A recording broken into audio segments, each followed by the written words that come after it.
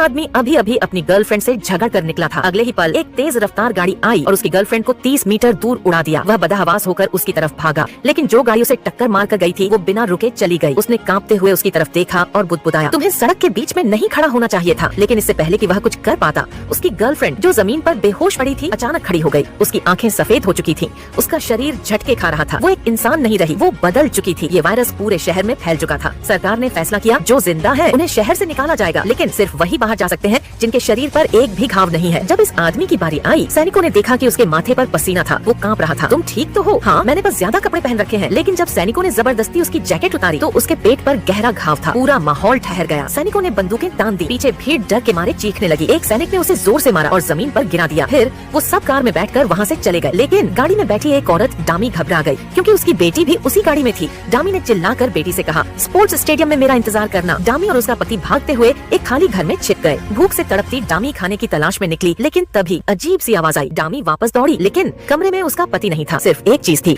खून से सनी हुई जमीन। पीछे से कांच टूटने की आवाज आई। डामी मुड़ी और जो उसने देखा उसने उसके रोंगटे खड़े कर दिए। उसका पति अब इंसान नहीं रहा, वो एक भूखा राक्षस बन चुका था। डामी जान बचाने के लिए दीवार फांदने लगी, लेकिन तभी एक सैनिक ने जॉम्बी पति पर गोलियां दाग दी।